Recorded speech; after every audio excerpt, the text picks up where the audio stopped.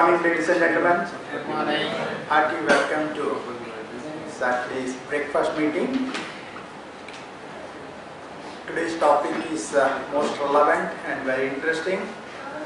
Disclosures in notes to accounts and disclosures in Director's Report and Secretarial Compliance under Company Secretaries Act and for MSMEs.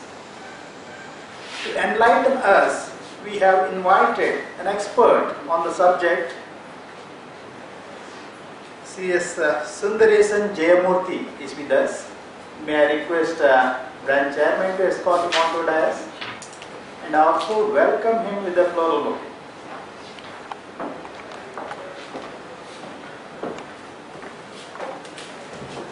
Ladies and gentlemen, please welcome him. Thank you, Chairman. I recognize our SARC treasurer is with us. Welcome, CA Puppana. Friends, it is my pleasure to introduce the speaker to this August gathering, Sundharesan J, a life coach for directors, board strategist, and compliance guru. He conducts a role play in real life for board members who are in stress and distress, and he assists and trains minority shareholders in resolving their issues. He educates and trains boards, senior management, and advisors through role play on issues relating to governance, compliance, and risks. He primarily addresses on subjects relating to roles, responsibilities, rights, duties and liabilities, CSR, corporate governance, and corporate compliance for board members. He is a principal faculty at the Institute of Directors, where he has trained more than 2,500 members and is rated as a must-hear.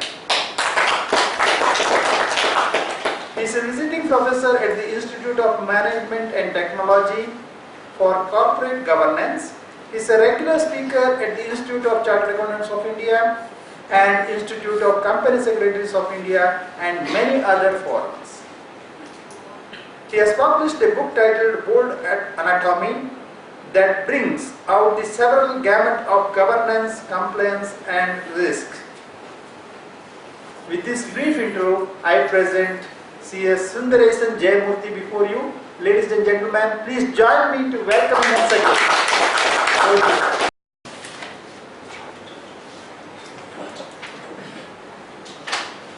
Good morning. So, what I am going to do today is, I am not standing there. Generally, when I come to the CA Institute, I stand there and speak, and that is what I call is listening. Today, I am going to do a learning exercise. Okay, so thank you, Shriram, for having me here at the chapter. Of course, not new, but of course, the topic is something very new. So when he proposed this will be on MSME, I am not an expert. Please don't ask some difficult questions. I am very clear. I have also done a lot of research. I mean, last 1 month when Shriram suggested this, we have been trying to pull out a lot of literature, trying to find out what this MSME is and all that. And what I have done is I have just put together my thoughts in PPT. But there is a killer slide in the end. Not to maintain you till the end or whatever. There is a killer slide in the last one, which is I am confused. So you will be, so I don't know. Let's go through this presentation and see how and what the regulators have in mind. Of course, during the breakfast, there were people who came and asked me, where are we heading to on the company side? CSR was the latest blunder which I think the regulator would have done if they had brought in the criminalization procedure, which is, if you don't comply with CSR, you will be imprisoned. I mean, that would have been, a deal breaker actually in the ease of doing business. Fortunately, yesterday, Nirmala Sitharaman has come back and said, no, we are not going to implement that. So that's one good move.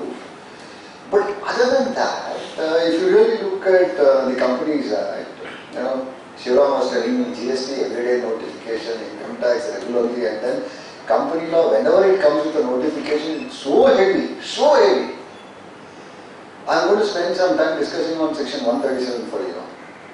So people come and say, I'm only a small company, we are an MSME. You know, they try to misuse these words micro, small, medium, thinking that if they are micro, you know, they are safe. No, company is a company. I am just not bothered whether you are a micro, medium, small, large, listed.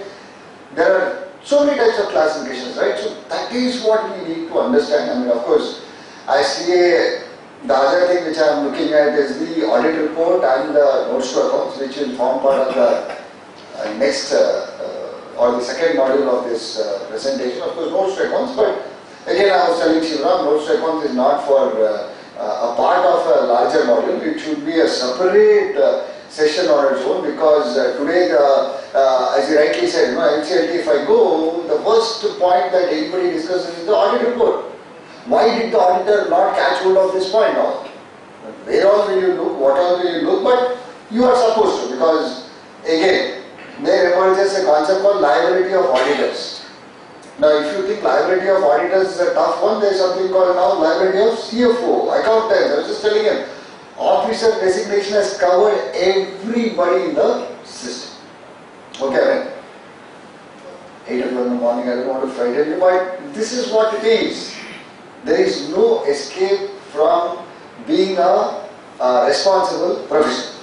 So that is where we are coming to. And of course, compliance series, I do 3 types of series. One is governance series for boards, compliance series like this, and there's something called ethics series. You know, so that's why I call myself ECG specialist. So ECG specialist, I was addressing a large gathering, very simple. For a human being, if you do ECG analysis, if the line is straight, the person is dead. For a corporate, if you do ECG analysis, if the line is crooked, corporate is dead. So either way, if you really look at it, you know, it results in a end. But ECG is something which is emerging, and one of that is the compliance series which I am talking about. Of course, he introduced me for various good things, but certain other things that I do are programs for corporates. So I just thought I'd just put it across. And like how Shivram chooses all these nice, cute phrases for the Bangalore branch, you know. Like Prabhat, today's call? Prabhat Pravachan. So I find this innovation already into the Bangalore branch, you know. So I also have all sorts of things, you know. I say Nirvana, you know, which is the naked truth, which is, you can't sit inside that, which is I put you across on that position. Like, I'm doing one for a World Trade Center. Why did Siddharth die? I don't know. But that is what is called probing into an incident and trying to understand what was the real cause. And of course, today I will leave you with something which you will carry, because that is what I always believe. So, education is not one way. If you have taken even one point, as I told you, that one slide and try to probe what this MSME compliance is all about, then my day is done. Then of course, this is what I just said. There are 3 parts to today's presentation. First is compliance, the second is notes to accounts, and the third is the board's report. So I know it will be very difficult given 2 hours, but because September 30th is coming around the corner and we are already on August 24th, I think it will be very relevant. And one word of caution, gone are those days where a chartered accountant can say, I will give you the balance sheet in October. There is another lovely thing which our institute has introduced, which is called the UDIN. So don't forget to generate the number. No, give the report when you want.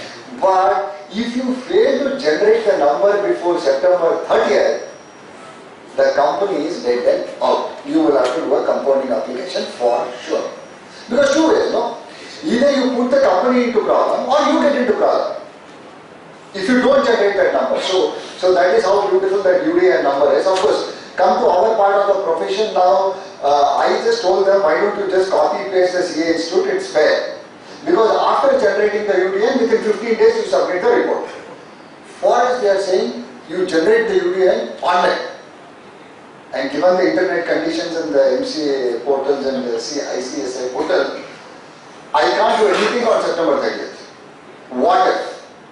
So all these are practical problems. Of course, coming to this lovely topic on MSME, very simple. The first thought of MSME is investment in plant and machinery. But again, as I told you, I am not going to speak or dwell on MSME Act. But criteria is what is very interesting, which is these three criteria: micro, small, medium. And if you look at it, the micro, and please focus on only the first vertical because surveys are not getting into details. 25 lakhs, 25 to 5 crores and 5 crores to 10 crores. This is the investment in plant and machinery. Right? First criteria.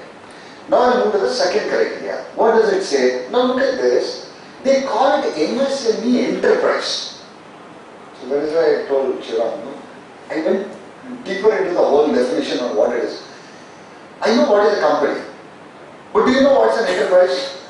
So we went and found out what the definition of an enterprise is, and three things came out of that.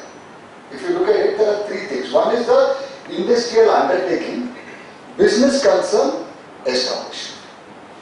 So three things which emerges from the definition of enterprise. Okay. Now, what is this industrial undertaking? If you really get into the details of what is industrial undertaking, it's a factory. Because again I went and searched where this whole definition is coming from. It comes under the Factory Act. And it says it's a factory. Business concern, there is no definition. There is only an explanation which I found on the internet which just said it's a commercial or industrial enterprise. Right? And the third one was establishment, which is very clear. Any department or a branch that you have becomes an establishment. So now, let's make it interactive. The last one, which is in the red. Do you think MSME is a company? Do you think MSME can be a company? Under the Companies Act 2013. If your answer is no, I would offer a vote of thanks and then go. No, that's all is the presentation, right? So, do you think it can be? Maybe. Because it can be a firm, it can be a sole proprietor, it can be, even I can register, right? I mean, as a CS I can register, and then the only advantage of registering under MSME, or the big advantage of registering under MSME is I get the payment within 45 days. That is another lovely thing which has come. GST is again a boon. Hopefully. When you upload, you think the payment will come. I mean, unlike the previous era. MSME adds to it saying that, okay, that need not be an outstanding for more than a year. Because within 45 days, if you have already uploaded, you will get the payment. So, this is the basic understanding. But that last question is what I started probing, and then I took me into the Companies Act definition. So we'll come to that again, and we'll revisit that after going through all the probable clauses. So can an MSME be a company? It's a question mark. I don't have an answer, but this is just a research question which I have for you. If it is a company, now look at this. What happens? They have also come up with the Amendment Act, which is said that micro enterprise means an annual turnover of 5 crores, less than 5 crores. Small is 5 crores to 75 crores. And medium is 75 crores to 250 crores. Go through this very clearly. Have they defined anything or come up with predicable? No. There are only two tests today. One is the investment test, another is the turnover test. So again the probing question which I have for you is, can an MSC be a company? Was that the intention of the act or what? I mean, when the regulators came up with that, did they have this company in mind at all? Or they thought that anybody else other than the company is not protected, so we need an MSME Act? So then I went to small company definition. Now look at the small company definition under the Companies Act. There is no definition for micro, there is no definition for medium under Companies Act. Clear? So there is only a definition for small company. So when we look at this small company thing, it's very clear. It says capital should be less than 50 lakhs. Criteria 1. Please read it very carefully, and it says and turnover should be not greater than 2 crores. So far, any doubt, are we clear on this? These are all the threshold limits which I am starting with, because unless you understand this, you cannot go to the next level, which is to understand what we are trying to say and what this micro, medium, small and all that is covering, right? Okay. Now look at this. So this is my definition of nothing in Companies Act. So I went and decided, okay, small and micro level is decided. Medium and large, what it is? Any capital in excess of 50 lakhs or turnover in excess of 2 crores becomes a medium enterprise. This is your logic. I am not telling you that this is right, this is wrong. I am only taking you to a logical conclusion of what our findings are. Clear? So, will this fall under medium, large, etc. if your capital exceeds 50 lakhs? But here again the criteria is twofold. One is the paid capital and there is the turnover. So both have to happen simultaneously for you to become a medium enterprise. So far clear? Now the good is coming. What is this type of a company then? Very clear. It says turnover of 10 crores. Let's go step by step. 10 crores means it's a medium. Obviously it's crossed the threshold limit. But if you go to the definition of MSME, it is actually small. Too much of confusion? No. Yes. Imagine if listening is confusion, what people have taken when I prepare the presentation for you. Yeah, please ask. So 10 crores. So what is it? It is actually under Companies Act, it is a medium enterprise, but whereas under MSME, it is a small enterprise. Second criteria, capital of 60 lakhs. Under Companies Act, this becomes medium, whereas there is no such criteria in the MSME. And the last one, if you see, machinery investment is at 20 lakhs, which is the saddest part, which becomes micro. So in a single example, I have fixed this problem where I am telling you, the company which you thought under MSME to be a micro, under Companies Act becomes a medium enterprise.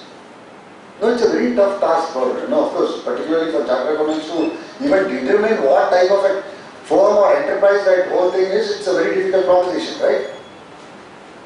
So look at the anomalies, look at the drafting problem, look at there is no harmonization of laws. Clear? I am only taking two laws in this country, forget about others. The Companies Act and the MSME. So far clear? Yeah, please. This limit of whatever the turnover limit under MSME Act and under small companies, under Companies Act, under MSME, it is only for the registration purposes, no? To determine whether it is a small. Correct. That is the only definition available as far as turnover is concerned, and that too just came in 2018. No, why we need to compare with MSME and Companies Act? Because under both the different acts, we can determine the company as small under MSME and medium in Companies Act. So can we take this interpretation like this? No, I mean it's okay. It's not full and final. Okay, so under Companies Act, I will comply as if I am not a small company. No, because today the purpose of my address is very simple. I am going to tell you what are the compliances for a small company. Please understand, Companies Act has made a huge differentiation between small company and the normal companies. That is where I am coming from. So, from a MSME angle, I will put in the audit that it is a micro enterprise, and for the purpose of compliance, I will treat this company as a not a small company. No, if you are clear, then I am happy. Are we clear on this? My question is only for the purpose of the registration under MSME. I am left it now. Because you told me I brought that idea. Okay. So I am only going to the last leg, which is micro, which is 20 lakhs. Less than 25 lakhs is micro. No, are we clear on this? Correct? No. For the purpose of MSME micro, for the purpose of Companies Act, it is not a small company. Yes, yes. Are we clear? Yes, that's what. Yes. So, yeah, please. During the first financial year, there won't be a previous financial year. So if the turnover is below that limit, will they be small? Everywhere I read, it only talks about previous financial year. So the first year you can choose to do what you want, unless the capital criteria you are not breached. Suppose your small company capital is 40 lakhs, turnover is more than 2 crores, then you automatically fall under the not small company. Automatically, because Turnover is there. for a chartered accountant, everything is numbers, right? So you have seen that number on the books. Yeah. So you have to audit as if it is not a small company. But now your question should be, what would be the compliance during the 18-month period for that company? So if the capital is below 50 lakh and turnover is below 2 crore in the first financial year, Correct. then you still go under small company, right? I am a So small it says previous year. No. Beautiful question. I am a small company. But okay. As I am complying for that 15-month period or 16-month period, what will I comply as? Beautiful. Still, I would think logically, I mean, if you don't cross both these thresholds, then you should be a small Okay. company. Question within the question. Okay.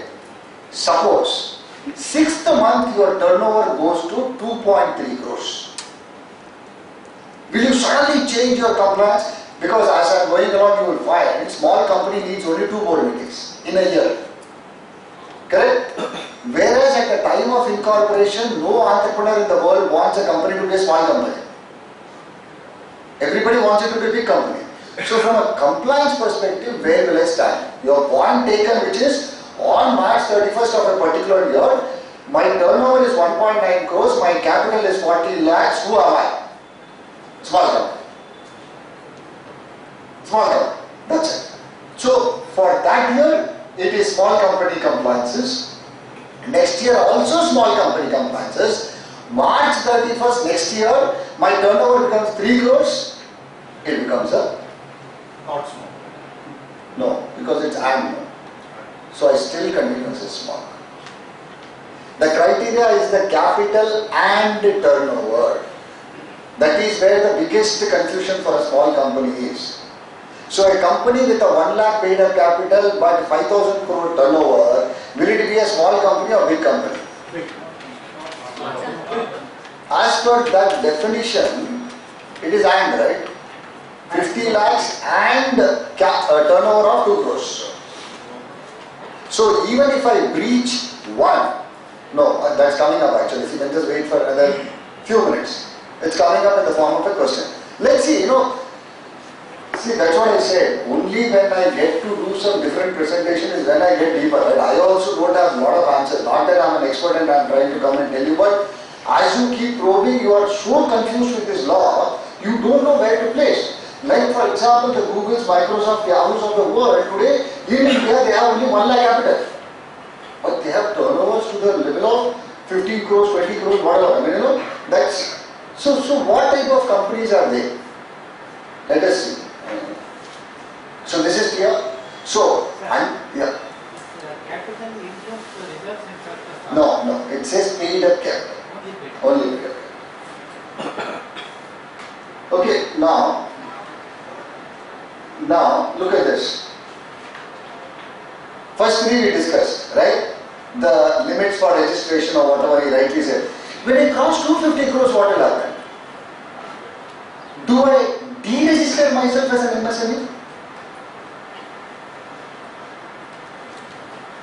Again, I have more red bullet points for you than black. Are you getting it? Okay.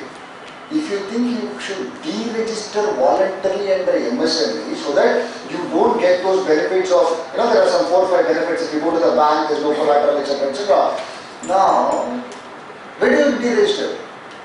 If you again do a Google, you will not find anything which talks about a deregistration.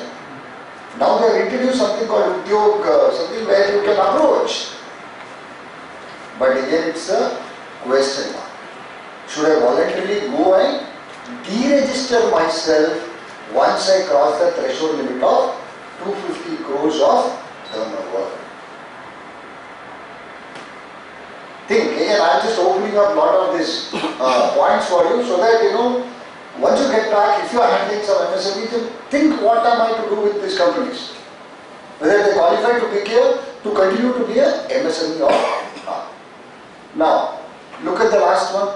Provisional registration is given for 5 years, and within 5 years when you commence your business, you are given a permanent registration. Now there again I went and tried to figure out what is this permanent. So, did the government expect the MSMEs to continue to be MSMEs for the rest of their life? No, I have intention behind framing all this. That is, they will never grow. This is the threshold. They will never reach the 250 crore limit. So let them be MSME for life. That draws to one point, which is, once an MSME, is it always an MSME? Can you just shed this thing called MSME and become the Reliance of the world? Keep these questions open, because as I told you, there are so many things which there are no answers even in the Act. Whether it is the MSME Act or the rule or there is an amendment, there are only 3 things that is there. So let's see. Now, this is a very interesting question. So I just said what if. What if the paid up capital is 60 lakhs, turnover is 2 crores? Small company? What? I don't know. I thought it was 50 lakhs and turnover of?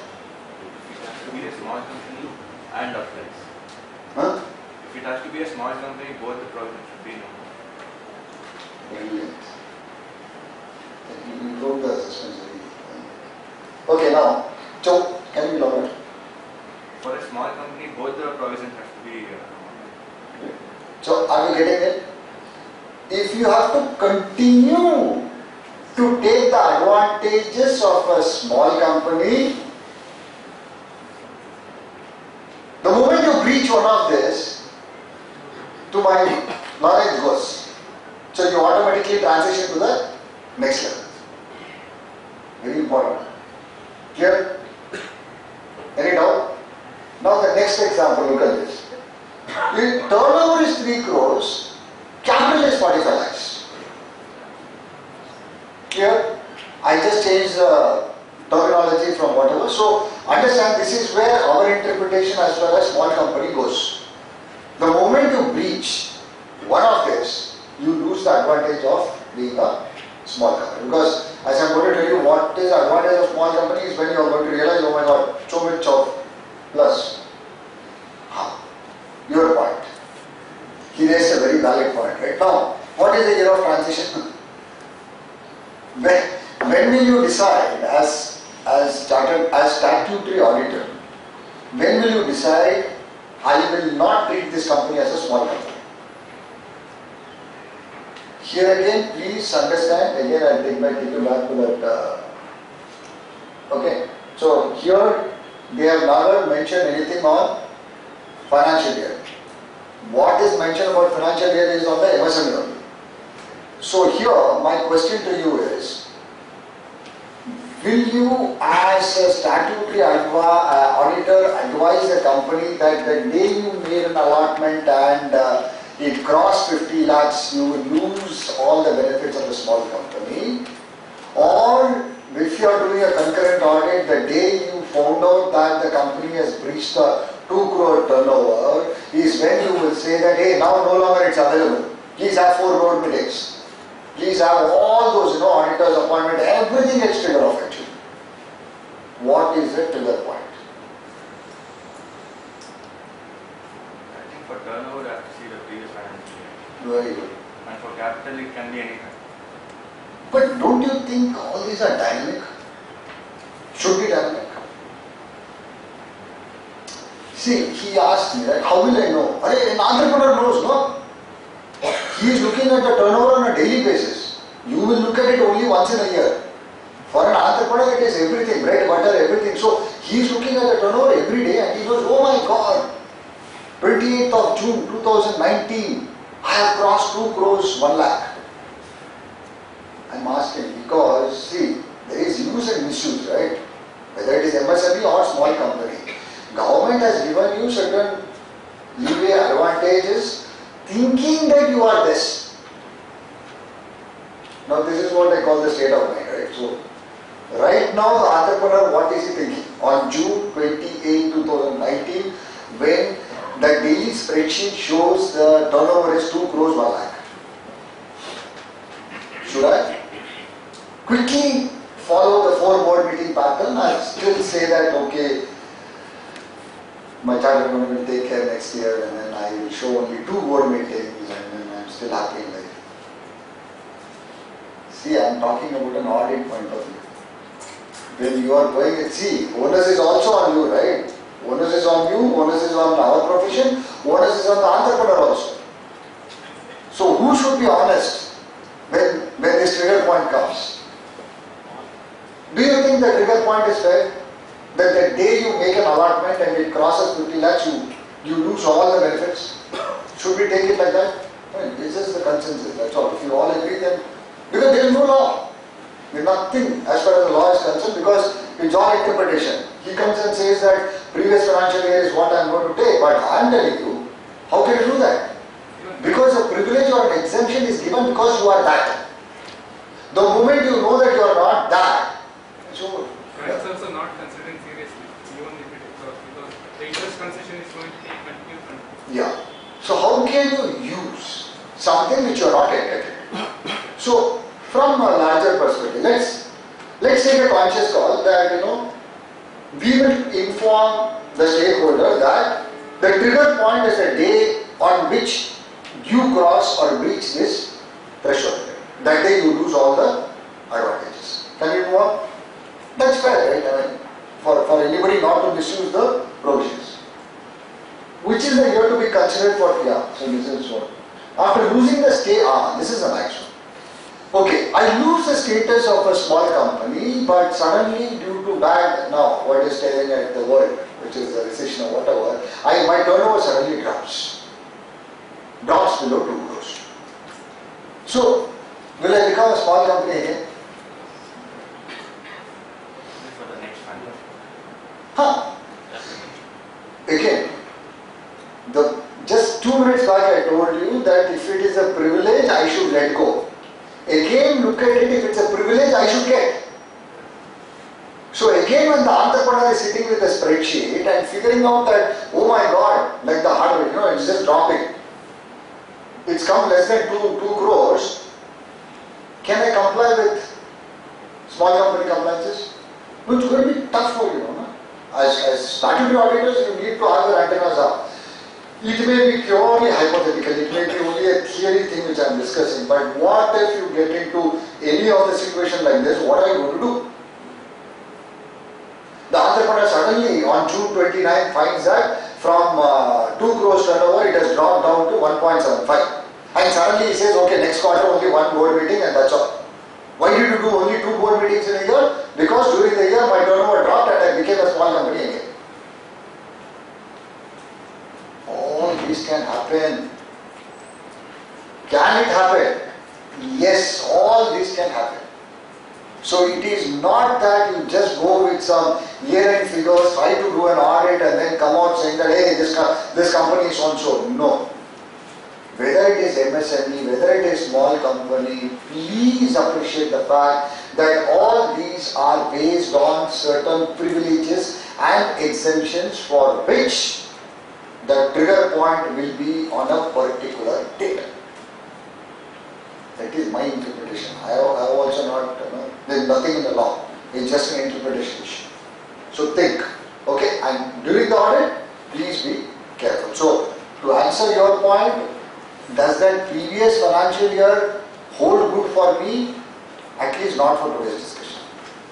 This particular topic's discussion, I don't think my previous financial year has anything to do. Yeah. Look at the listed companies, look at other companies, no? Independent directors or the trigger point of 100 crores, 300 crores, public company with a turnover of 300 crores has to appoint a woman director. No. Where? The entrepreneur knows. Everyday spreadsheet will show that he has breached the 300 crore turnover. The onus is on him to go and inform the board and tell them that, hey, we need to hunt for a. So there I will not go and look at the financial year.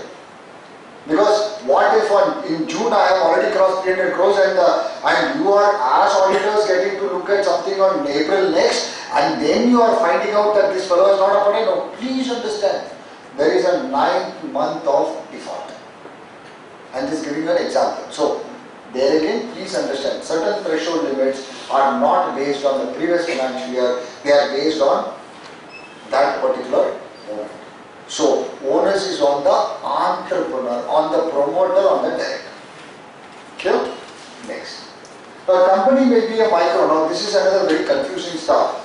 A company may be a micro company with investment in plant and machinery of 15 lakhs as per MSME. But capital is 60 lakhs, turnover is 1.5 crores. Now, is it a micro, small, medium? Now, after having discussed all this, I think now you should be in a better position to interpret this, saying what is the call you are going to take on March 31st of the ensuing year. Clear? From a statutory auditor, from a CFO point of view or from a CEO point of view, trigger point is correct. Clear? So these many issues are there to even determine whether you are an MSME or whether you are a small company under the Companies Act. Clear? Now, having discussed this, now let us look at the discussion revolving around small company and what are the compliances for a small company. So these two trigger points, when you look at the third one, which is a nice interpretation, which is, these two are the definitions which deal with small company, and analysis of both the definition, the understanding is the enterprise cannot be brought under the purview of Companies Act. Clear? So let us see, what happens as we go along. So these are the types of companies. It is much bigger than the dosa counter in any hotel. Types of dosas. So small company, private company, holding company, subsidiary company, imagine, just go on and on actually. And what is very important for us for today's discussion is a small company and what are the privileges and exemptions. Now, before I even go to that, a company, as we said, I don't care whether you are a micro, small or a medium. Let's start from there. Because I have given you so many examples where no entrepreneur wants to be in that category at all, which is MSME. Why? Because everybody is looking at a billion people and billion rupees, right? So the dream is that. So when you look at that, the day you incorporate itself, actually you are not a small company, which is you are a regular company. Let's put it as a regular company under Companies Act. Correct? So what are the compliances? So everything you need to comply if it is going to be a regular company, which is filing of various forms, which is DIR, KYC, and which is again an annual basis. DPD3, then there is a flare under the Reserve Bank of India, then there is MSME which was there, which is to register first your company, then all those agencies which come under MSME are supposed to be informing the government.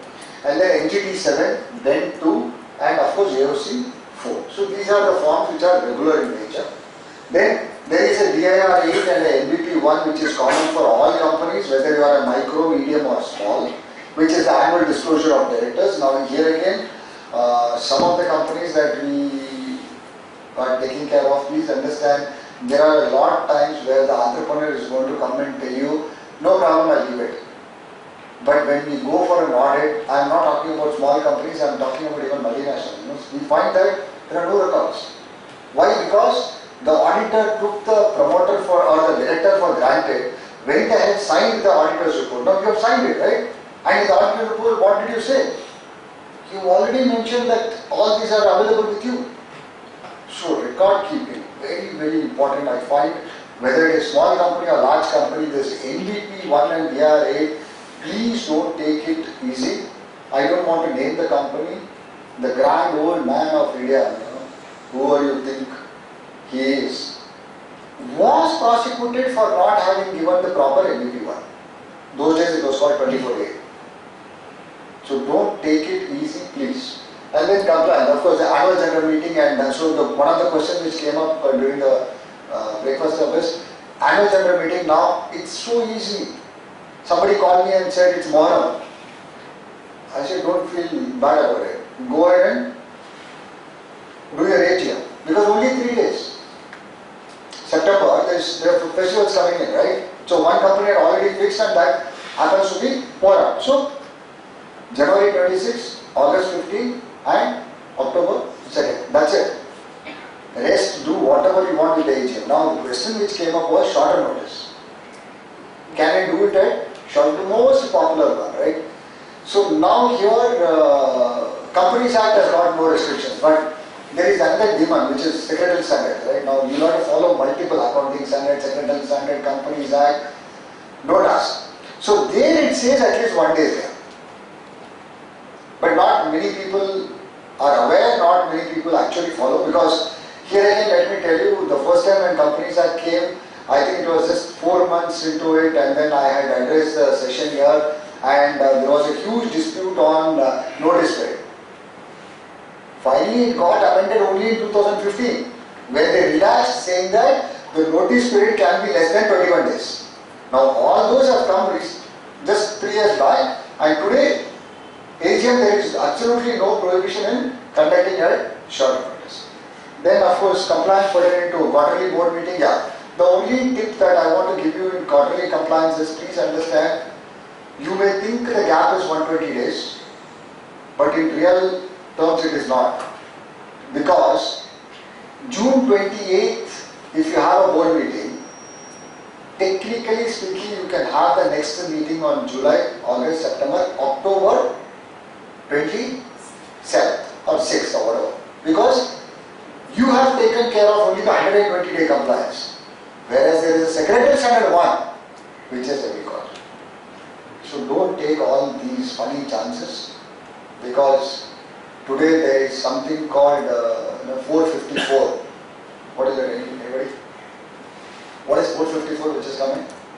Which again, going and appearing before the register of companies. Adjudication. What is adjudication? Simple. Somebody asked me, oh, I think it's a little too much that you are telling. No, too much. Artificial intelligence is just next door.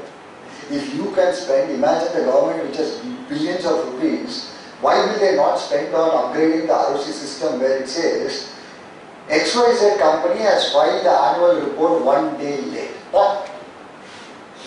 What was it? Imagine on October 1st, ROC will come so happy into the office, right? Tum, tum, tum, tum, tum. His computer will be only popping, right? Saying that these are the characters who have filed annual report by 1 day late. Do you have any choice? If you think you can get away with 1000 rupees or 100 rupees penalty, I'll tell you. Okay. So CSR applicability and compliance, of course now it has slowed down, but there are a lot of good changes which are coming, which is you should be transferring the amount to a separate bank account if you have not spent it. This is like the dividend account.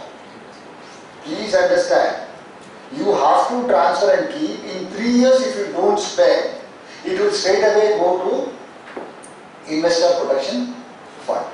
Same principle like dividend, which means you will be making semi-richer by whatever, crores of rupees. It is around 11 to 12,000 crores per year is the annual spend of corporates. Clear? So if you don't have anything to do with CSR, please cut a check in favor of Prime Minister Relief Fund. How they relieve the fund is not your problem. The fund will get relieved, you will get relieved. Just relax. That's the legal way of doing it. And there's no, 1 lakh, 2 lakh, don't sit and find out which park does not have a toilet, which school does not have a toilet. Great. Those are all small money, give it off. 31st March, clean your books, keep it alright. Otherwise, at least you will have the conscience telling you, wow, I did CSR this year. Correct? If it goes and sits in investor protection fund, not only you are the sinner, you have put the money into the big account. Okay? So companies are required to submit board's report and this is another lovely one, POSH. POSH is the prevention of sexual harassment. Right now, many people come and say, I am a micro, I am a small company, I don't have, no. Simple. You have one woman employee in your organization. Together. Now the next question is, we are typical Sundharesan, we are only male housekeeping. If that is also male, I am happy for you. Not bigger. So understand, the purpose is to protect the single woman who comes. Okay, you mean to say you will never invite even a woman vendor into your organization? That was, every day somebody comes for which woman. So whichever portion, you have a threshold in your office, a woman crosses your office door. So understand, it's applicable for every company in the country. Forget about that 10 people, that all that, I don't believe in all that, because anything can go wrong in your organization with a woman, and it is to protect the woman. So, and there is one compliance which is very important, which is every year you need to file a single sheeter. That's all the government is asking, which is a record keeping. We just say is, did you do a training program? Yes. Was there any complaint in your organization? Even if there is one, you will say no.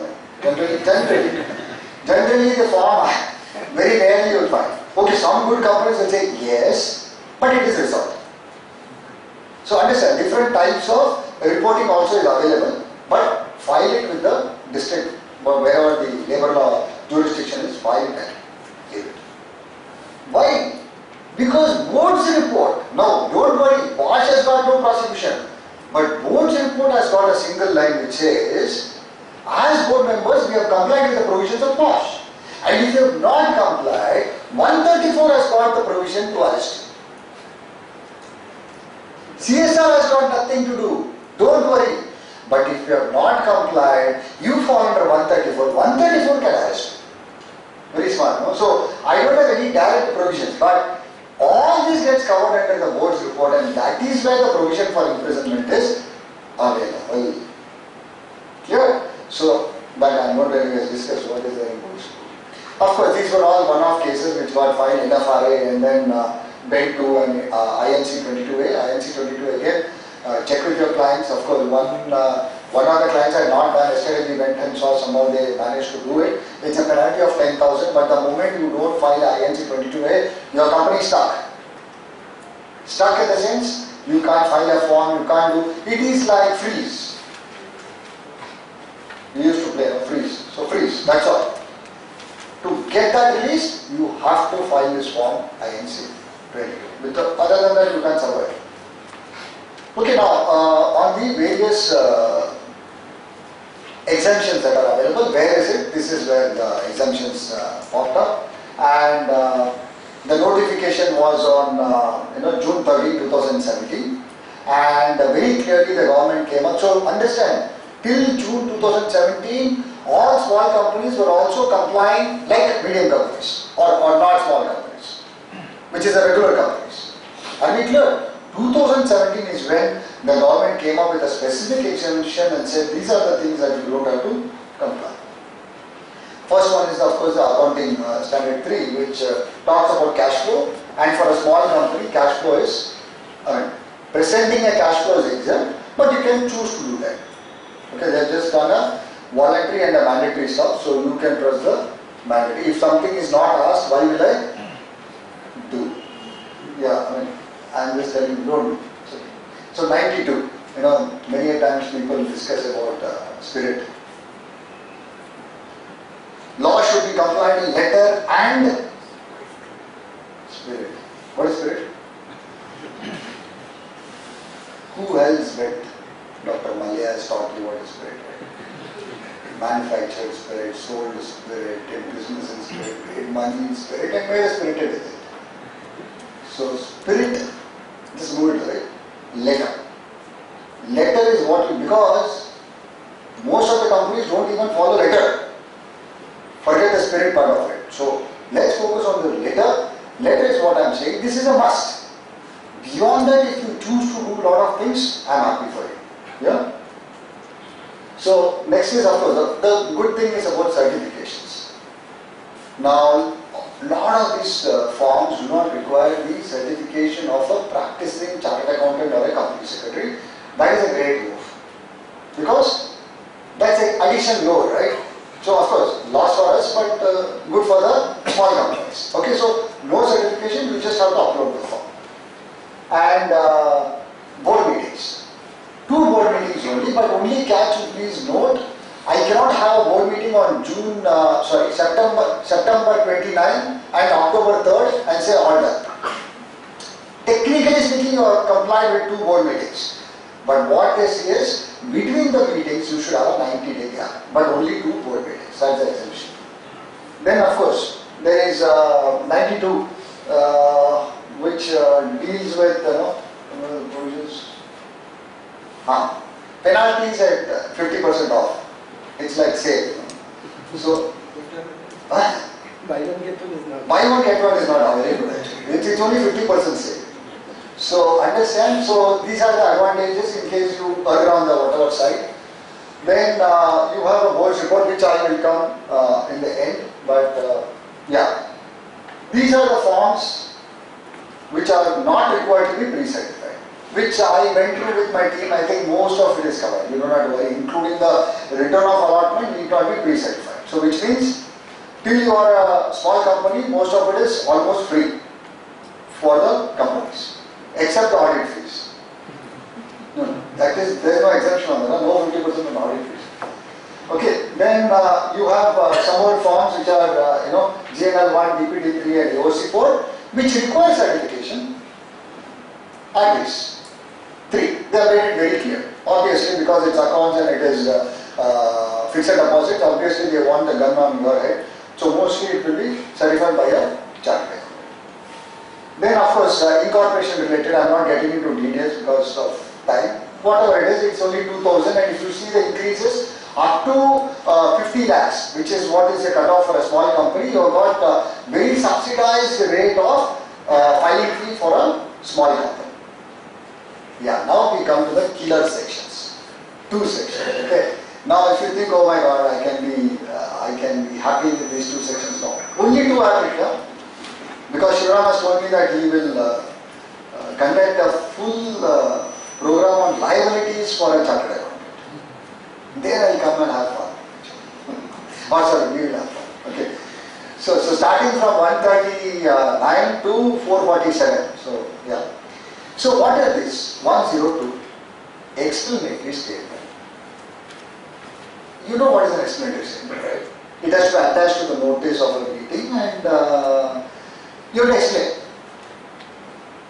Now, surprisingly, in one of the cases, what has happened is they took a ruler scale. They measured the length of the resolution. Don't laugh. Seriously. It came to around 10 inches. How many? 10 inches. Then they went to the explanatory statement. Put the ruler there, it came to only 4 inches. How many? Which means the explanatory statement that you have provided,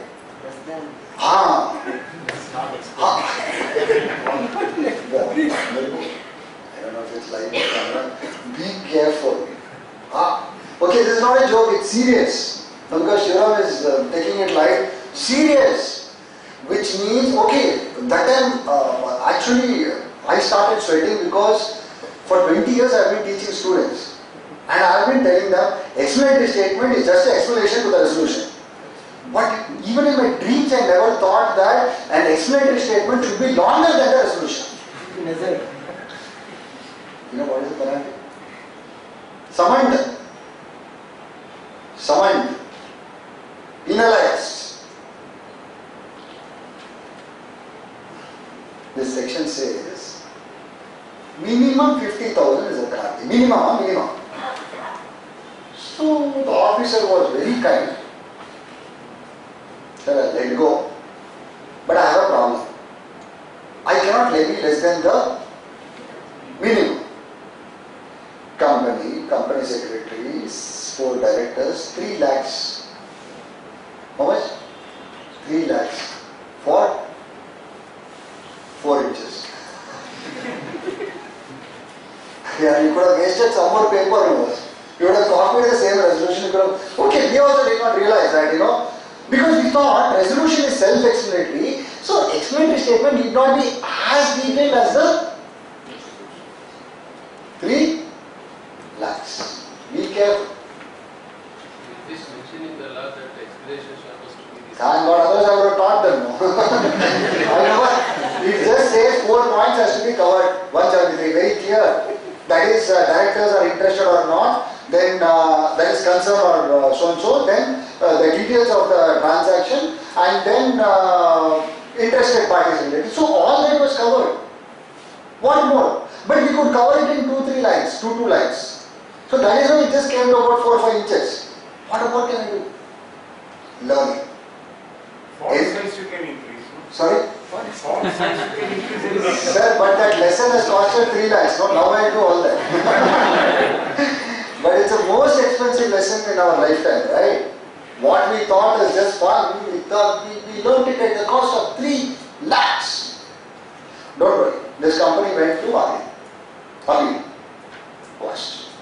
Fortunately, because what it beautifully says is, have you used that resolution and have you benefited from the resolution?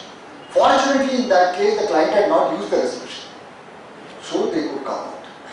But in your case, God save you, but this is a tip. Now, if you think 1 or 2 is fun, what will you do with this section 137? I just told you, you filed the forms. Now this year, wherever I go, my sermon is only one.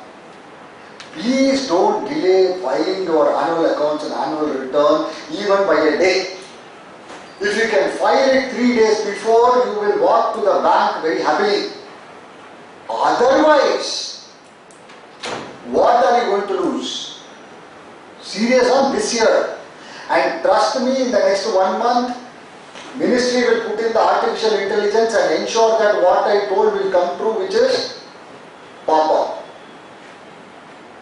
On October 1st, forget October 1st, many listed companies have completed their AGM, right? On whatever is the date you have filed, the system will calculate the 30 days and give a pop-up to the concerned register of companies, and this is what you are going to get into. A minimum penalty. How much is it? And look at poor CFO. Managing director first, CFO next, and then the board, if these 2 fellows are not there, liable to a penalty of 1 lakh minimum to a maximum of 5 lakhs. Which means, if you think that by a delayed filing you can walk out with a 100 rupee fine, sorry. Even if it is a delay of 1 day, you will have to stand before the ROC, get this adjudication process done, and you will be paying 1 lakh for the MD, 1 lakh for the CFO. and for the company. Company it is a recurring, running continuing offense. Managing Director 1, CFO 1. So the cost of delayed filing this year is going to be a minimum of 1 to 2 lakhs for every company. Minimum 1 lakh, it may go into additions. Are we clear? This is what I want to drive home the point 137. Please don't take it easy. It's a serious problem which has come in. Maybe good, because the fear is like a traffic offense. I don't see people now on the footpath actually. I see only pedestrians on the footpath. Otherwise the bikes used to go. So basically good for heavy fines. You will find this year hopefully India Inc. 100% of the companies complying on time. Here again what I told you, UDIN.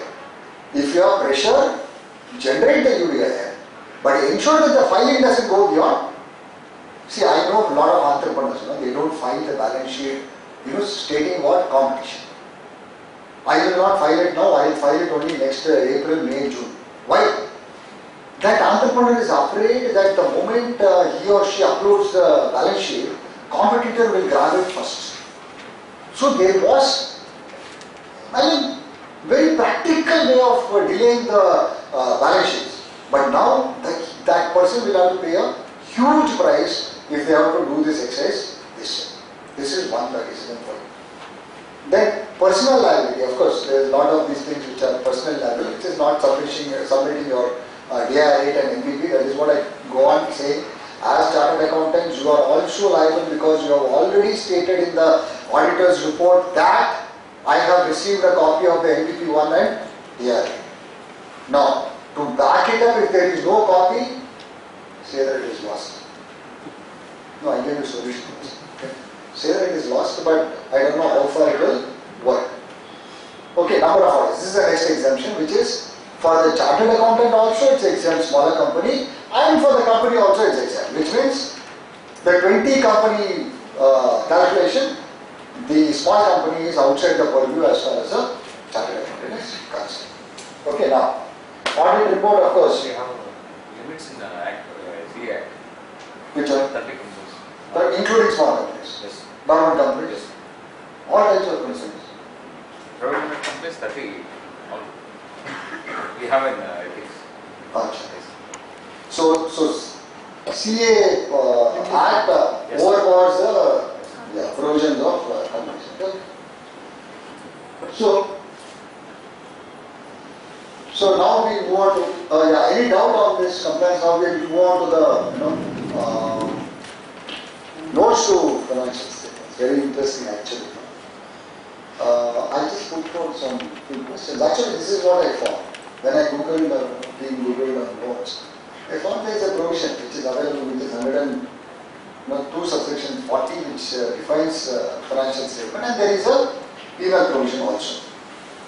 So notes to accounts is mandatory stuff which is appearing in the Act. So don't ignore that.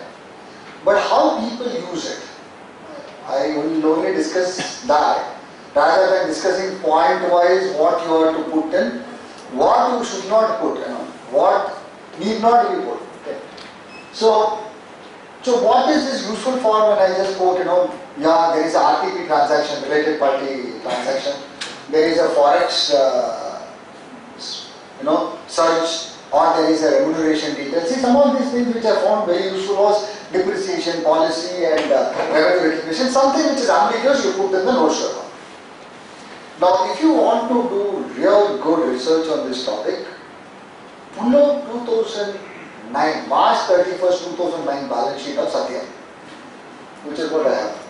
Fortunately, I don't treasure too many books, but some books which I treasure are, when it became Mahindra, that balance sheet tried to pull it.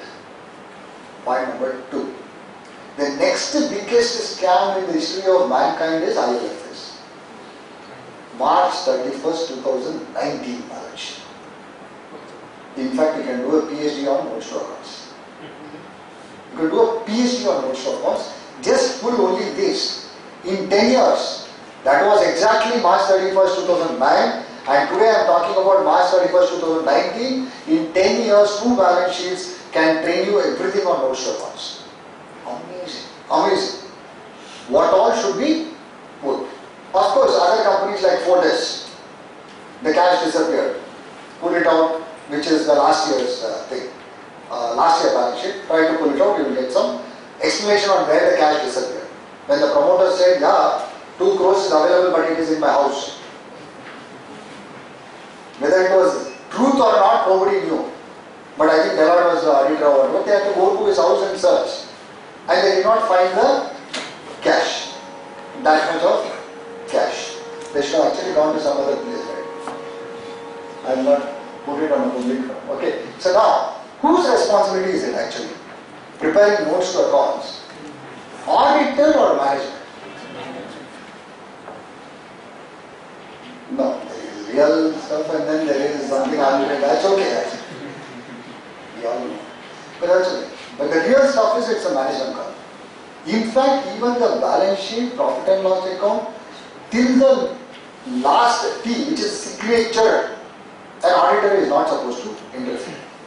An auditor's role is only relating to auditor's report. Okay? But what happens in a notes to account? Next question. Emphasis of matter or disqualification or adverse opinion. Can I mask it in a notes to account? Nothing. This is just generally. Yes. So going forward, be very careful and cautious because, of course, Shivam was discussing NCLT, you go. Every NCLT case today, he has put it 100% right, which is the lawyer is opening only the auditor's report page. No other page is being opened up. Please, if an entry is missing in accounts, whose problem is it? Actually management's problem, right? But what they say is, the entry missing there, the auditor is not committed. So, where I am trying to connect this is notes to account. Okay, there's something called a commercial call and all those, whatever. In the world of commerce, you have a lot of these jargons, right? But there, when the explanation happens, please, what I don't find in many companies is the litigation stuff. Please mention that very clearly. In fact, one of the companies which I had worked, I just pulled out the balance sheet for academic interest.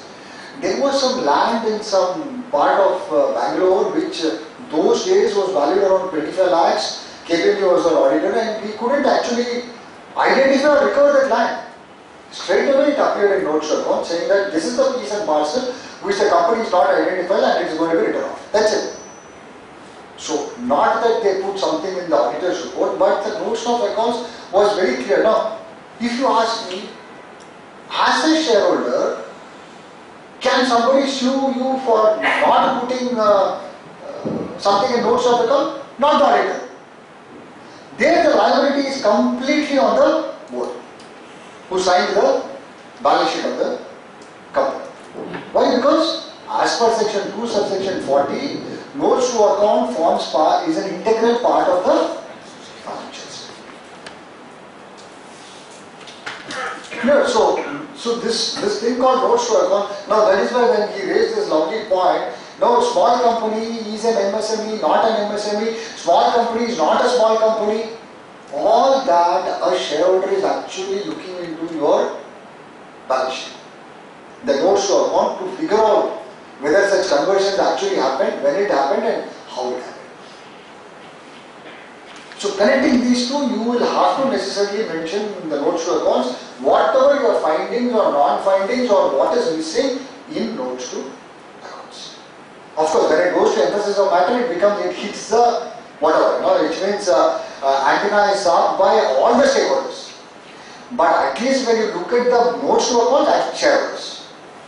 Two people who are interested in your notes to account is the regulator, which is in our case maybe the income tax or the ROC and the shareholder. But whereas when it becomes an emphasis of matter, the whole world is looking at your balance sheet.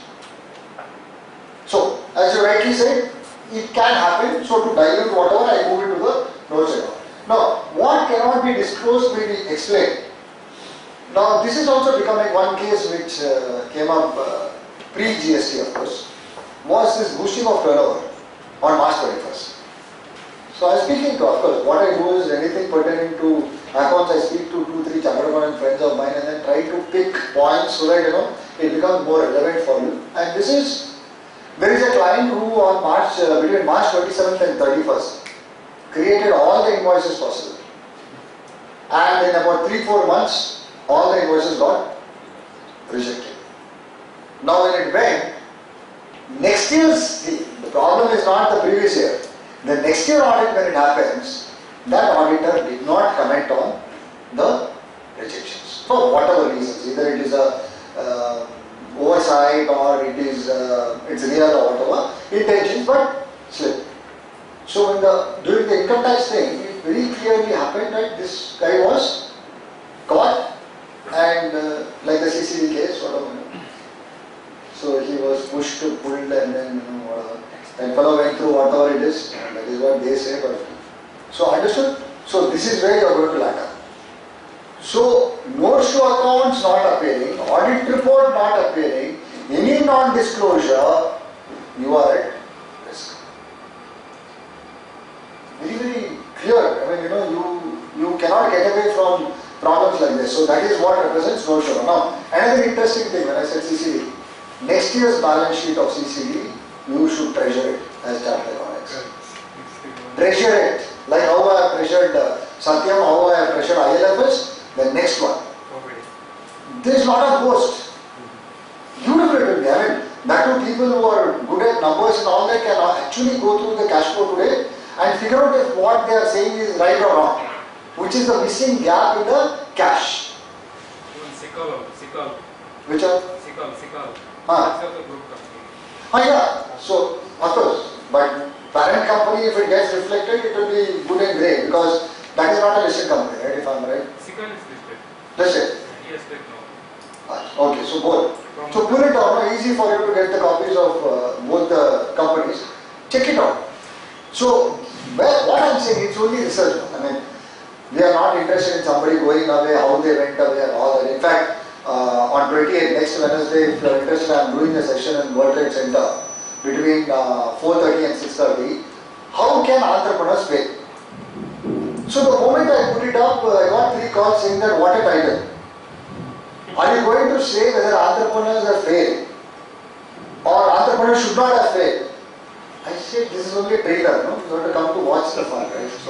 So how can entrepreneurs fail is probing question, it can be lead question, it can be anything. I just have to add a question mark after that. I have to add an exclamatory mark after that. I can change my discussion whichever way I want, right? But the focus is on this. So the subtitle reads a coffee a day and nobody in the life of an entrepreneur. A coffee a day and nobody. So what happens, how it happens? Lovely. So think, because the letter contains certain things which is, please don't, why I picked up CCD is, don't hold my auditors responsible. What a noble soul here. No, he protected the clan of auditors. Or at least if the note holds good, then you are protected. Why did he say that? If I were in CBI, I would have said, why did he say? So I will actually pick the auditor first for interrogation and say, why did he try to protect you? So what was there which you are not expressed in a notes to account or an FSS of matter or something, and you are not disclosed it to the world at large. Clear? So this is as far as notes to accounts. Now again, I am not getting into too much of details on this. What we did is we did a please. Just one doubt, this notes on accounts, so I find that several auditors don't sign, several other companies the auditors sign.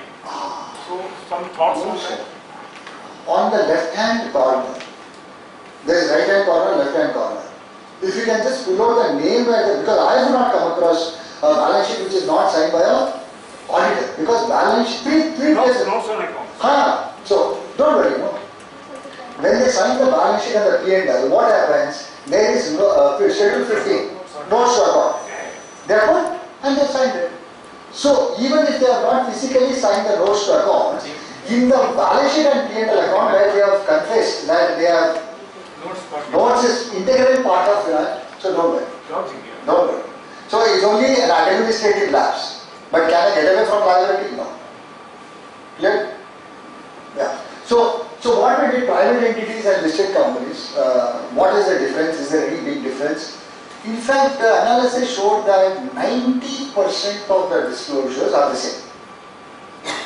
I mean, thanks to all your, nobody is taking chances. That means no auditor is actually taking a chance.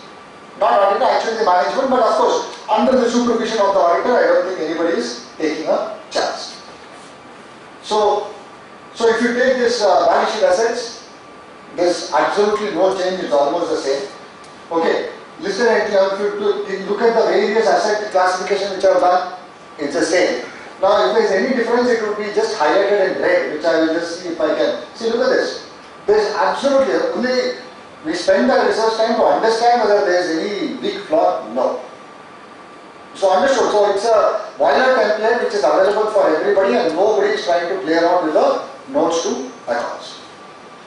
So, yeah, so only thing which we found exception is in this income thing where the mode of method of recognition is different for listed company than a unlisted company. Okay, look at this. Yeah, I mean income tax summary of recognition of tax provision was this slide will be available with you. I just given the PDF version of this. So, okay, so yeah, look at the PDF provision. So if you think notes to accounts is fun, and if you think there is non-compliance, can I get away from it with it? No. There also, if you see section 129, where it clearly says what is the penal provision if you have not complied with the notes to accounts. Clear? Now, we move on to the last module, which is the board's report. Very, very important. Now, the general perception is for a small company, I can take it easy, only a listed company has to be bothered. No. For a small company, there are a minimum of 12 heads. For a listed company, please add another 18. So what? 30 different headings for a listed entity as against the 12 heading for a small company. Small company, the moment you cross the threshold, you will fall under the 30 category. Okay? And what I am going to emphasize is, there are instances where people say, hey, it's not applicable, I will not report. No. You will have to mention that point and say it's not applicable. Please, I mean, going forward, take it a little more, seriously, because if you don't mention it in that particular board's report, you fall under the, penal provisions of 134. So what are those things? Very simple. Now, the background of small company, whether it is applicable or not, actually came in only in 2014, where there is an amendment. The rule 8A, which said matters to be included in board's report of 1% company and small company. So very clearly, the rule 8A says these are the things which you have to provide. Clear? Now look at the one. I don't know. There is something on fraud which is coming up, and there is IFRS. So, there are two provisions in company law. One says, in board's report you should have identified the fraud and you should have mentioned to the public. But the board will say the auditor should have told me what was the fraud. Auditor says, no, the management should tell you what is the fraud. So, actually, who tells the fraud? To whom? No. The provision very clearly says, so it's a chakravyuh, right? See, understand, there is shareholder, there is board, there is auditor, there is management. All are different species. Nobody sees anybody, right? So this fraud, whatever is the threshold limit which has to be reported, who should report to whom? That's where it is, and look at this. For a management not disclosing fraud to the board, board not disclosing it to the auditors, this is a sequence, there is no other sequence. Board not disclosing to the auditor, auditor not disclosing it to the shareholder, who gets into a problem? Only auditor. Well, look at the ILRs, no? Deloitte is in a fix, that fellow is in a fix, everybody, right? See, identify the flow, no? Why? See, I am not a crusader for chartered accountant and all that, but if you logically think, when is the auditor likely to come across or get a knowledge relating to fraud? So why me? You all of you should ask this question. No, why me? Or why us? Okay? I'm not pretending. At the end of the day, the flow doesn't allow my thinking to get disrupted, right? So auditor only goes and tells the shareholder, I saw something. I reported. I did not see something, so I have not reported to you. What did you not see? Fraud. Oh, good. So can this logic work? Can this logic work? Why? Okay, can this logic work? Why? You are paid a fixed remuneration. You are given a very fixed duration. You are given a very fixed narration. Okay, lovely. Everything is done. With that, what can you do? Under 140B12, auditor should discuss suspected instances with board, come to a conclusion whether there are instances of fraud and... What's your name? British. Ritesh. I will discuss what has been told. What is not told, I will discuss. Then I, in my planning activity as an auditor, should have addressed the material risk of misstatement due to fraud, documented that there is an identified risk. These are the procedures I have done. I have adequately disposed it. First. And in my conclusion, management representation, I should adequately take a representation. Great. So in Satyam, why did you not find that the cash was missing? There is always the risk of detection risk in audit. If you have found negligent in your work, somebody can... But you are supposed to do that also. No, so let us take a scenario where after doing everything, some fraud is identified. Correct. As an auditor, did I discharge my duty? Did I see the red flags? Then it is a matter of proving in a court of law whether I was negligent or it was a risk of detection. So if you have taken adequate measures to protect yourself, not the company. Company has to be protected by the management. My responsibility as auditor is to report based on... No. Protection. So who are you protecting? Yourself. Absolutely. So management has to protect the company. Absolutely. Yeah. So as an auditor, if you have your entire audit plan and your paperwork good, you can never be arrested, right? Absolutely. If something has still gone wrong, which is beyond... That is what has happened. There is a theory which I propagate which is called unknown unknown. One day before, Siddharth could have called the auditor and said, tomorrow I am going to go to Nagpur. No problem was. But at least the auditor would have, the board would have covered. See, a fraud is always conducted with us. Correct, was with one single letter which says, I have not revealed anything to anybody and nobody knows anything of what I have done. Where as an auditor will you go and search for? Exactly, and that is what I think the Act today is being over-interpreted. Today, auditor is being held responsible. That's what I'm right on the point, yeah. It is becoming more hard. Why? Have a session on why was. Why me? See, this is a very important stuff. I am not throwing up just because it's a audience of chartered accountant, but think now.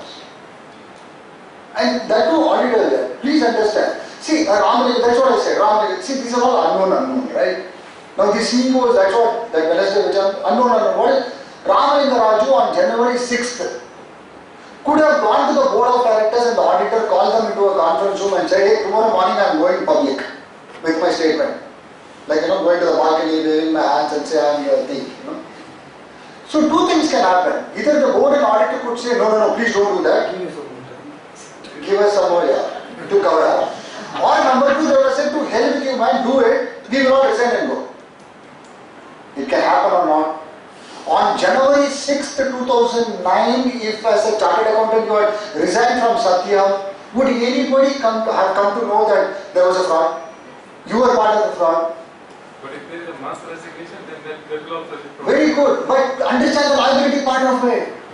This is what is happening, boss. Today in our firm, when the chartered accountant is resigning, saying that Anil Amban is whatever is not going right, whether they are doing the right thing or not, now SEBI cannot come and tell me that no, as chartered accountants, you should complete your audit and then go on. Who are you guys? I think think, no. How can a regulator come and tell me, when I see something going wrong, will I not jump out of the ship? I'm not the captain. To sink a captain himself jumps first actually. So, where is the question of me sinking along with the ship? No. Yeah, please. So you should look at what has happened in CG Power. CG, This week itself, if you see, auditors have not signed the accounts for March 19. They have not addressed the results for June quarter. And if you see what has come, management audited management accounts. In that you should read that note, very beautifully drafted to say how auditors actually insisted under 143(12) that the board actually investigated suspected fraud, and they have done everything and then identified that management is actually not is at fault. Yes. Another interesting thing I was very interesting. Satya, ILFS, or CCD, whatever. Tell me, don't you think there are brilliant brains sitting in the best part of this country as analysts and telling you to buy and sell? No, I'm asking. Correct, no? Now, is there no software package in the world? I mean, we have the only brains, right? Which can detect dummy cash, dummy entries. It can, no? That means every company in this country, if I put it in that software tool, should throw out where the promoter has hidden the cash or the asset, right? Even the stock price movement also in NSE, before result, you can detect how the volume takes place, how they play around with the stock price movement. Yeah. It's all with the help of insight. So software plays a big role in all of these things. Now, my only question to you is CG Power or whatever, why is there not a single MBA finance or a chartered accountant or the great soul who comes up and tells that next year this company is going to go flat? See, we don't have any savings, right? Every such professional comes and says, how did Satyam go wrong? So we only do post-mortem of, we are only good at doing post-mortem of dead cases. Whereas we are still not graduated into doing a live case. Now why I took up this fraud is, if you see all these points, the only point which needs your attention, focus is fraud.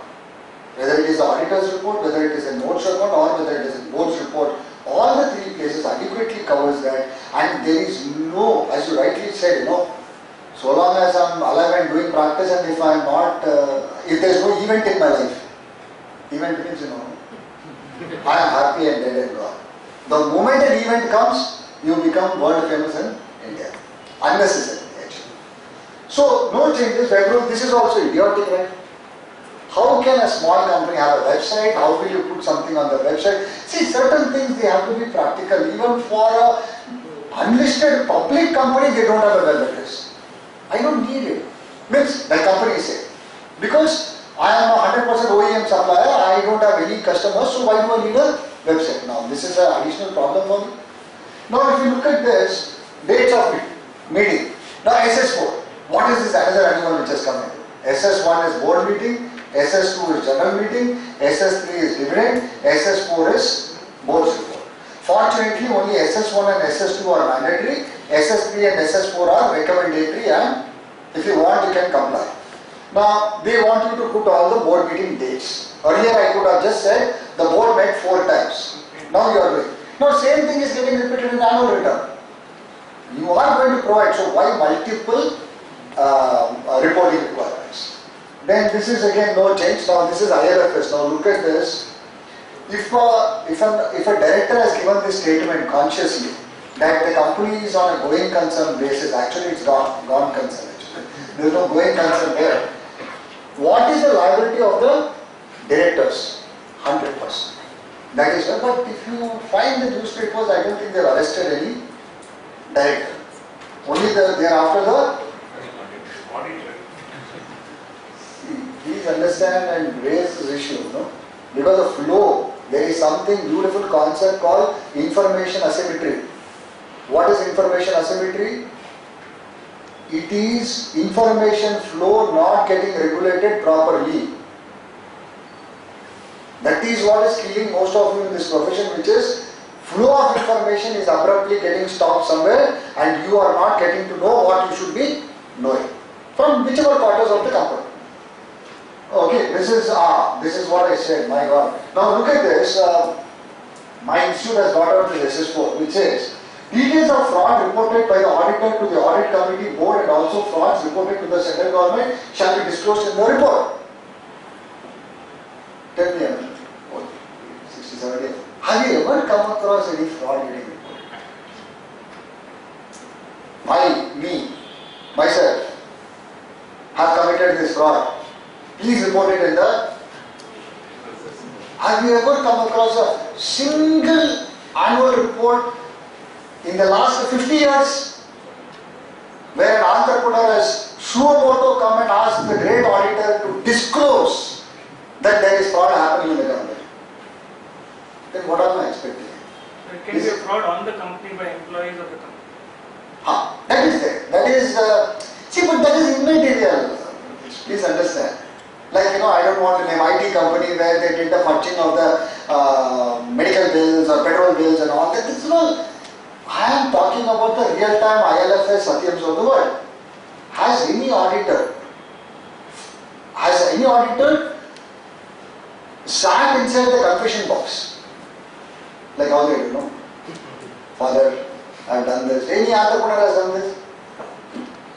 Where will you report it? Getting a little and then quantifying it to 1 crore, quantifying it to 5 crores. Why?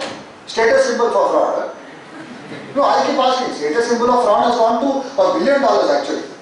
And in India we are still saying 1 crore. 1 crore is a medical scam, medical bill scam actually. $1 billion is the status symbol for a fraud. Less than that, the entrepreneur is too small to have done that. So, explanation in response to auditor's qualification, this is another one which is very nice. Here what they say is, this is another one. This is what I said. If you have not qualified, if there is no adverse statement, if there is no emphasis on matter or whatever, you should say that it is not there. Fortunately, they have not asked you to say why it is not there. Heights of reporting, but what you are going to do, don't miss out anything. At least they have next, I don't know, another 2-3 years they will come and say, report this, and the auditor, why he has not reported this also should be mentioned. Entrepreneur is gone. Then state of no change in either this financial summary or highlight. And then we have SS4 with material, the causes for such material change. This is another lumpy one. This is also again cause for concern as far as I am concerned, because what is material? Right? That itself can be debated for days, right? What is material? 5 crore loss on account of a fire for Reliance. That's like few days electricity bill entire. 5 crores loss for a 50 crore company in Kenya. So what the regulators have done? Spirit. The company should decide what is material. Onus is not on the auditor. Auditor has to just go and ask for the policy. Based on the policy, management will come out with the explanation to the board will come out with an explanation to the auditor saying that we consider this 5 crores fire in our factory to be immaterial. Why? So the next question will be why? Now as auditors, can you do this? Sorry, in our opinion, it is material. I am talking about a 50 crore company in India. Can you do that? Can you force a management or a board to mention, in your opinion, what is right? Why? Then what does this read? It says the causes for such material change and commitments and the remedial measures shall also be disclosed. Which means this is, I am talking only about a board report. So the board, They would have had to inform stock exchange if it was material likely to disrupt operations. oh, don't talk about that. I was in a seminar where people were there. So, this is the same question I asked. So, madam, is it material or not? Reply? Kar do na. Means report kar do na. Madam, is it material or not? That is the reply. Since it's a fire, it is reported, no? Which means, from a regulatory angle, even if it is a small matchbox which just fell in some fire happened, please report it. Why? When in doubt, report or disclose. That's all. So, but don't we think this has become a case of people trying to be overcautious?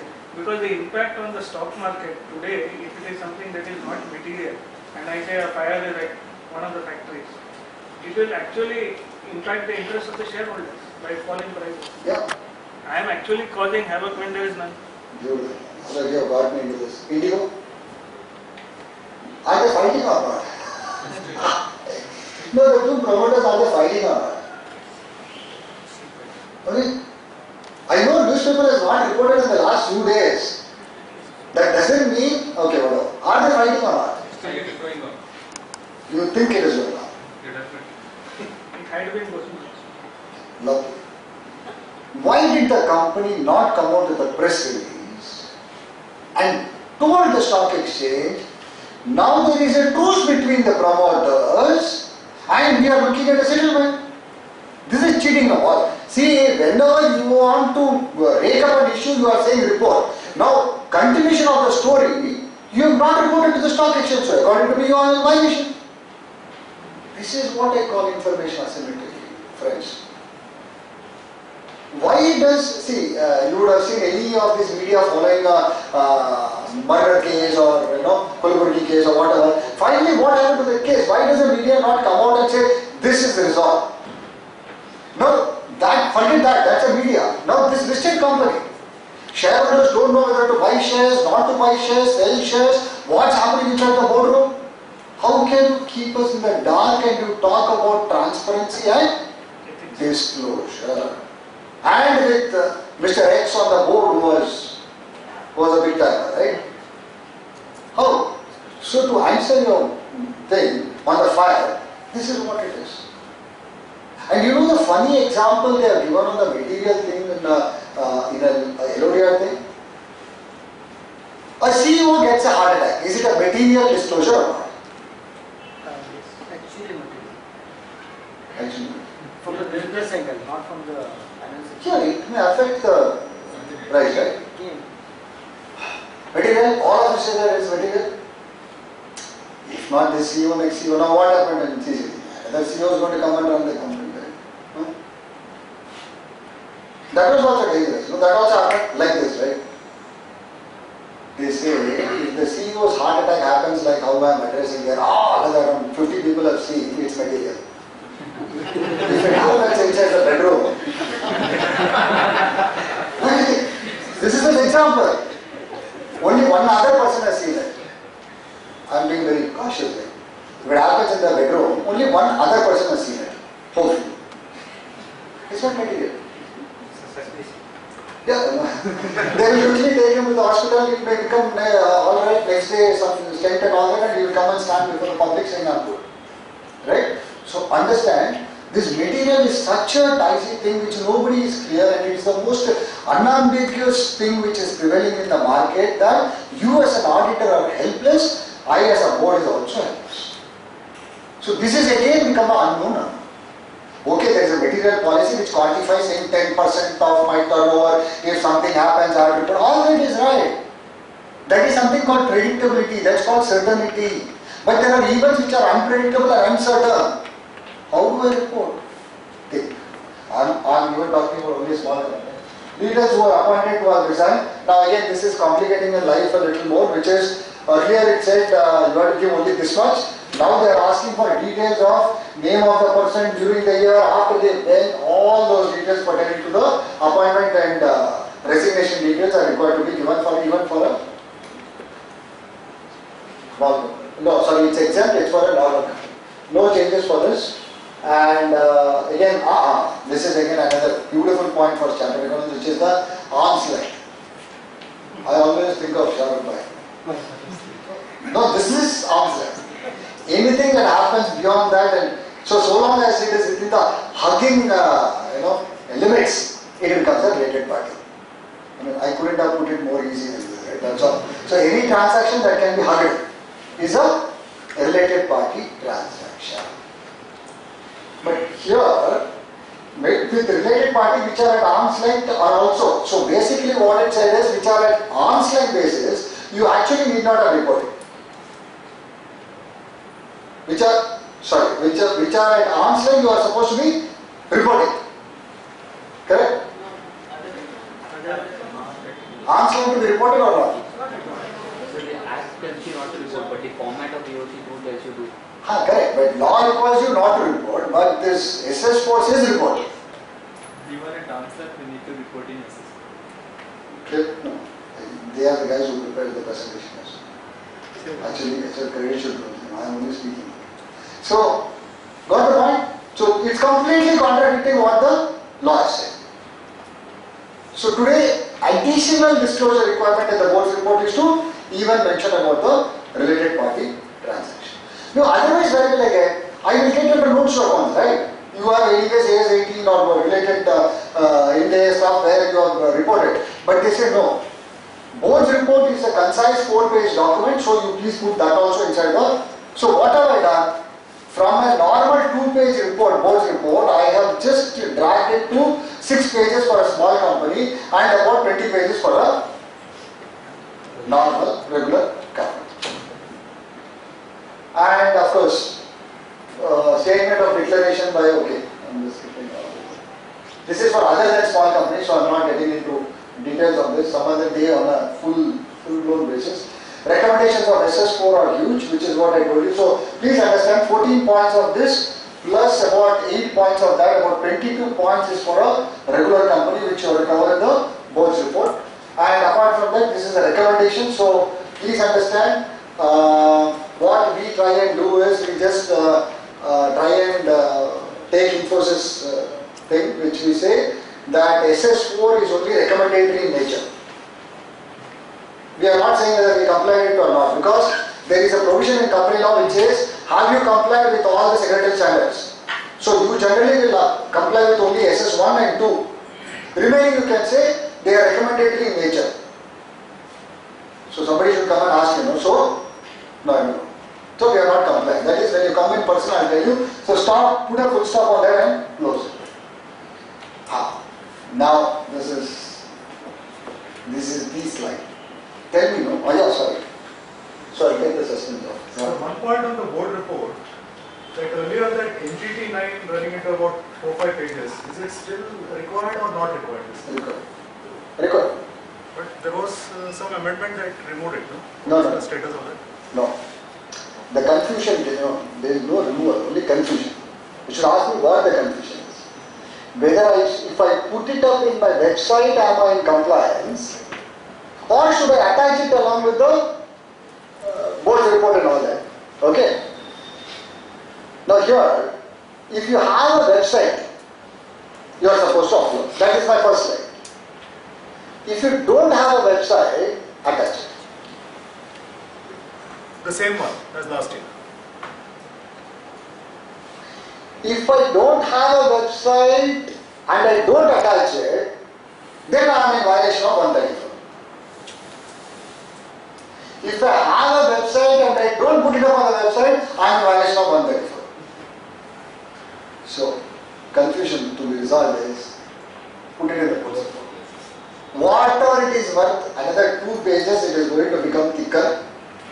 Please attach it, leave it. When in doubt, disclose. Are you getting it? This is how much of problems it is there. It is not simple. So, to avoid that complexity, please attach it to the board's report. Now, another thing actually we came across. Should the board's report be uploaded along with AOC 4?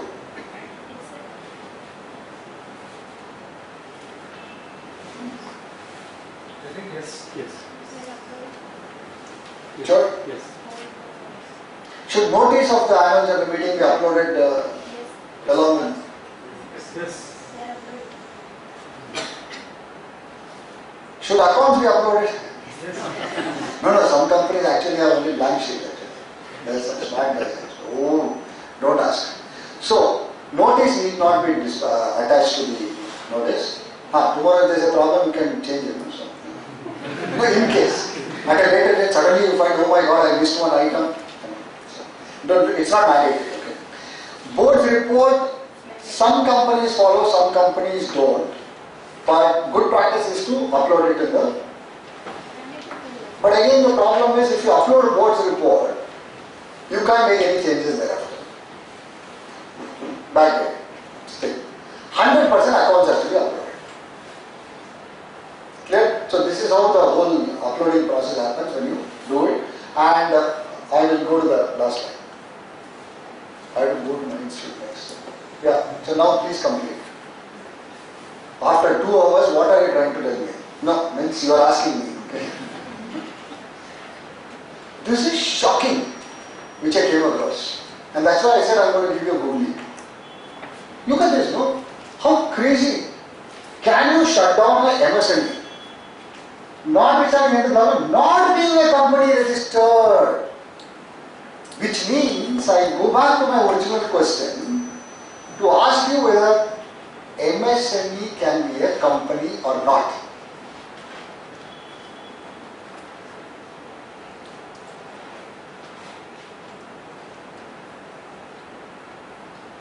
So, no. We live with that probing question, that's all I can tell you, because if you get an answer, just ping me, text me or tell me. I leave this for you to do some research. That is the effort that actually has gone in. So, enterprise had only 3 components to it: industrial undertaking, business concern or establishment. Now, this would have found a place in that. So that's why I asked you a question at that point of time. Now when I did the homework and when I tried to shut down an MSME, this is what to get thrown out. Is it bad drafting of the regulations of MSME, or the intention behind MSME was not to allow the company to be part of it, only the firm sole proprietor can be an MSME? LLP now is a new animal, can that be a part of MSME? All these goes unanswered from a MSME perspective. So, in case at a later date you are planning to do a program on MSME, full on, this should be the first question on the board. Mine is different. Yeah, please. Why they are excluding Companies Act is because MSME can frame a policy for shutting down the companies and the entities like this. But so far as the Companies Act is concerned, it has got its own complete framework. Correct. It's a self-contained act. Correct. So therefore, that procedures will be followed in that situation. MSME cannot dictate that. That's the reason they have carved it out. So to put it in that perspective, okay, what he says is MSME is a separate act, so Companies Act is different. Now my simple question to you is, I have gone through the MSME Act. Now it lays down the registration to the deregistration process and certain benefits that can accrue to MSME, that's all. Okay, there is no procedure laid out for how to run the company and all that. Okay, now why should a company not come under the purview of MSME? Is the first question. Because I understand firm is firm, partnership, all of you can register. But why should a company not get itself registered under MSME? And if it has got registered, how will the company shut down? Now, if there is a clear-cut prohibition under the MSME Act for a company, yeah, I will go through the 2013 Act route and then shut down the company whichever way. But why is there a prohibition mentioned out here saying that, or exclusion, that a company is not covered under an MSME? That is what is very disturbing, and which there is no right or wrong answer for that. So keep probing on that, and I am very serious. In case you come across something, please do let me know. I mean, I will also be enriched with that part of the knowledge, and that my view is even MSME can be, company can be MSME. Why? Because I have run through the provisions, I will comply. Yeah, the only problem that I have is between MSME and company law. In fact, company law is more stringent than MSME. So the moment I get into the next category, I will fall under the medium stuff, which becomes all the laws are applicable from a company law perspective. All the provisions are applicable from a company law perspective, and I will do it. I am very clear on the way forward for a company. But such a clause appearing in the MSME Act is what is disturbing, which says you cannot shut down. the companies will be registered under 2013 Act. Under the? 2013 Act. Correct. Correct. So, see, today what's happening, like Kashmir, So, whatever your companies at 1956, you are also part of this system. It doesn't specifically have to say that Companies Act 2013. This is a word act, which has not got amended, but implies that even 2013 incorporations are under this. So, not worry.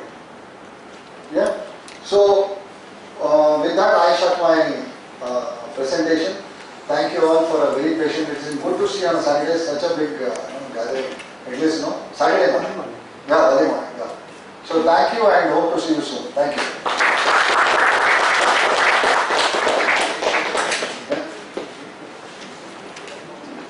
Yeah. Yeah, you can ask any questions if you have. One or two questions you can have. Can you explain your qualification? Oh my God. Yeah, I have less work to do in the office, so I keep studying.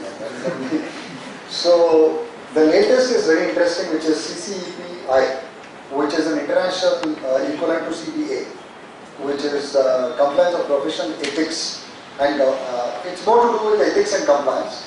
It's a US-based qualification, and what you get to know is more about a lot of these compliance issues, which happen world over, not India-based. It's now they are introducing. Actually, good to see they are coming to India first time. I've been telling them, but compliance in India. Sorry. No. The question that they asked, I said no, was after Modi, I think you should say compliance in India. So they asked me why. I said if everything is going to become E, where is the question of intervention of human being? Correct, no? So why are you even hesitant to talk about compliance in India? So I think something is happening on that front. If you are interested, you can visit corporatecompliance.org website. That's the qualification. Tough one, but it's nice, very interesting actually. So that's the latest. Other than that, what about companies which is already strike off and the director disqualified? Is there any penalty on them because their name is not appearing now in the company's name? What is the penalty for them? A lot of companies which is not filed for the last 4 years and the strike off happens. see, that is, no, you are a director in only one company or multiple companies? No, multiple companies. The company in which you are a director has committed the default, and you are not able to get out. Yes. Correct? Yes. So automatically you are frozen in the other companies also. Correct. Unless you make good this company, you are not able to go, you will not get this from the other company. That's it. But suppose, let us say I am a director in one company, the company strike off. Now I am not going to be director in another 3 years or 4 years. No, you don't have a choice. You have to resign there and get reappointed. So there is a time limit of 5 years. 5 years I am not going to become director in any other company. Enjoy. So after that I can become. Yeah. That's what I'm saying. So get out of that company, or better is to get out of that company and cooling off period of 5 years, and then you can get back to action. Or the punishment is only 5 years. Yeah. It is like the old schemes over there. Remember? What about penalty and prosecution? For Correct. the company which is already strike off. No, that's gone. Nothing That's is it. there. We don't have to worry. No, we had some old schemes. Remember this Anubhav plantation and all that. Yeah. They came first with a scheme where they sold tea plant. Then they were caught. So after 5 years, they came with another innovative Ponzi scheme. They got caught. Then, so like that. So cooling off period is 5 years. People's memory will fade off and they'll forget. Come back. So director also same. 5 years, don't do anything. Come back. The other alternative which I keep giving is, if you don't want a company and if you are not interested in becoming director for your life, then ask for allow the company to die. Meaning, if you want to liquidate, it's a cumbersome process. The other alternative is to allow ROC to liquidate it, which is a strike-off. And the only disadvantage is what? You can never become a director in another company. Now, if your intention itself is not to come back to corporate, let it go. That's all. So you save a lot of money actually. Yeah, any other question? Thank you. We'll wind up. Friends, ethics, compliance and governance, in short ECG specialism, Sundharesan sir shared his practical experience. Hope you all enriched from this session. And to recollect the one important thing I mentioned, I think it is most important for all of us. This year, delaying in filing annual return is costing too much, it's too expensive. And he reiterated the importance of auditor's report in every angle, everywhere. With that, let us thank Sundharesan sir with a big round of applause. I would like to give my vote to that gentleman who raised a very important point. Yeah, please I don't come know forward. your name. Yeah, sir. Yeah. If you can please come.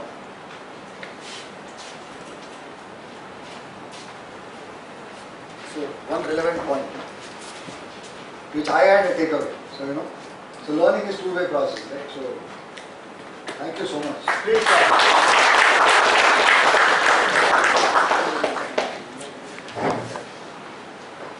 So thank you very much, sir, for your precious time and valuable knowledge shared with us. Anytime for Bangalore branch. Thank you. So as a token of appreciation and gratitude, may I request our SIRC treasurer to come forward and present a memento to speaker.